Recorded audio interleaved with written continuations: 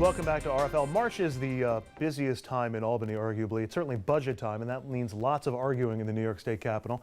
Governor Cuomo taking heat right now for dropping the DREAM Act from his proposal. That measure would allow undocumented immigrants who graduate from high school to apply for state financial aid for college. The question is this a move by the governor a practical one, or is it something of a political cop-out?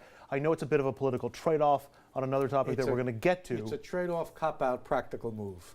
To follow your lead. Boy, that goes nicely in a bucket, which is probably where that answer belongs. Here's you gotta everybody put their seatbelts on. This is a little boring. The governor decided to put policy matters into the budget in ways that meant the legislature could not amend it. Everybody hates that, except the governor.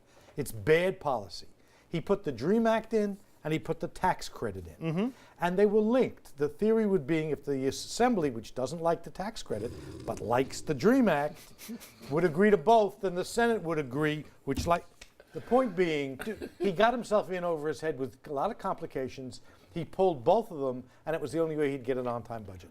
Sometimes I think politicians want the budget to be as boring as possible, specifically for that reason, so that people aren't paying attention to how this stuff gets done. This goes back to a fundamental problem that the budget in New York, the legislature can't amend it if the governor does it a certain way. This governor took that to an extreme. This is the consequence of that extreme. Does this process leave something of a bitter taste in your mouth, TJ? The fact that the budget becomes this deadline for getting stuff done, and you wind up with these other social issues popping in? You know, it's a process that, you know, the people of New York have spoken that they want an on-time budget, and they voted for Andrew Cuomo.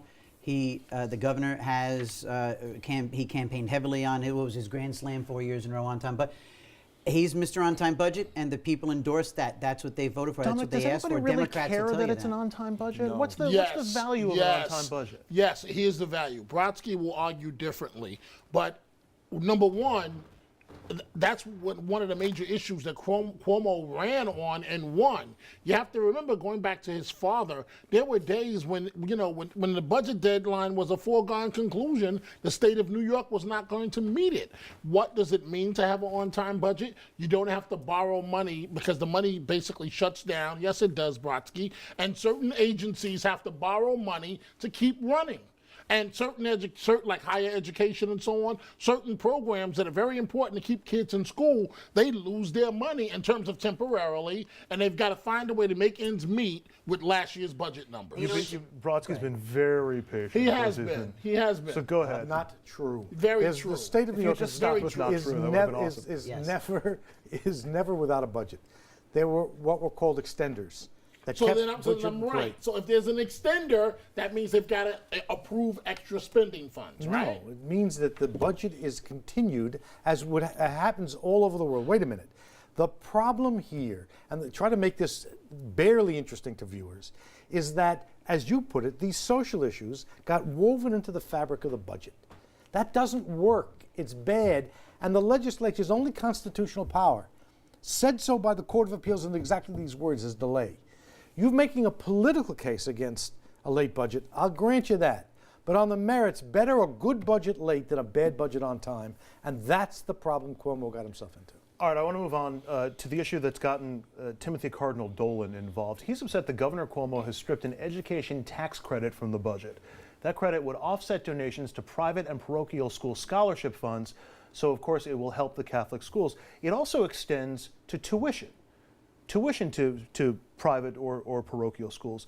And that begs the question, if you're paying money to send a child to private school, to send a child to religious school, should you get a tax break for doing it? This is one of those real linear common sense things that, again, I'll just hearken to the street level Democrat or Republican. Kind of makes sense if if you're doing that. You're not getting a complete repeal of your school taxes, but a little break to just sort of lighten the blow if you have no kids in there. But still, you're in the community. Rising tide lifts all boats. The better the schools, the better the community, etc. It would be nice to get a little break. I think a lot of people would agree with that. Since you're getting a tax break, aren't I essentially, because I'm going to get stuck with the rest of that bill, the rest of us who aren't getting that tax break essentially have to make up the difference. Catholic. But should I have to pay for you to send your kid to religious school? Yes, because I'm Catholic. No, no, let's stop right there. This applies to to yeshivas. It applies Yeah, to madrasas. exactly. It applies. He was just being cute. I was just being It was- adorable. Catholic. all right, An maybe adorable maybe Catholic. Cute Catholic. Maybe I'm trying to run a tightrope here. Let's just stay on it. That's it. If you believe in public schools, the first obligation of the government is to fund the schools. If every parent who wants to send his kid to a religious school has the right to send that kid to a public school for free. If you don't want to do that, this is Free-ish. America. You're allowed to do otherwise. But whether the taxpayer should be supporting that is the question. This was attached to the DREAM Act. Both were pulled simultaneously. It was not well done in the beginning, and it didn't end very gracefully. This is where communications comes in. This is where a deft finesse comes in. And it's only going to fly with the people as well as it's explained. Bottom line, the clock is ticking. The governor wants an on-time budget. And that's ultimately what That's all this the bottom falls under, line. is the notion of an And on-time what what's your take on the tax credit for religious schools? You know what? That's a good question. I wanted to ask Brodsky. I beat you to it. I asked because- Mr. He does not like Mr. this. Brodsky. Mr. Because I Assemblyman. mean, I can understand where the Catholic Church could indirectly use help because and also synagogues And the schools and the right, madrasas, yeah. because if parents are going to get a tax break, then that means that more kids might be able to go to the Catholic schools and so on. But I also understand the argument from the other side that I think Brodsky was alluding to, that the public school system. But the governor is referring to the public school system, and more specifically the unions, as a monopoly. That's another dynamic going on here, by the way. That's sort of a new thing. This Right. has sort of flared Right, up right. recently, and it's a So I different, so I honestly don't know where I fall on this one. I don't know Very if well said. taxpayers It- should be 90 seconds of I'm not right, right. but it's rare because I normally have an opinion. wanted to- you wanted to There's pick so a much nice- I don't know I coming don't from care the band. panel. But they beat me up before the show in the Oh, green here we go room, again. and your bride to be soon had to tell him to stop it. That's how we met. She stopped me from being mugged on the subway. Okay. Not Where were you really. that Not really. Richard, quick, one more my goodness. one more question before I let the tax credit go. Is there a church-state issue involved here?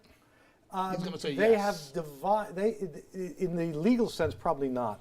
These things have been devised to be consistent with Supreme Court contours of what the separation of church and state is. The policy question remains a church-state issue, even if not legally. All right. We're going to take our next break here on RFL. I defer. I don't know. Since Close to being a church. I yield the rest of my time. close to being a church state? I yield. Tonight's program, by the way, brought to you by I Don't Know. Up Chairman. next, controversial comments about black voters, not on Fox News or from Rush Limbaugh, but from ESPN's Stephen A. Smith. Why are you applauding? I love Stephen A. Smith. We're going to play you the sound. Stephen A. Smith. We're going to play you the soundbite that's causing all the fuss next. He's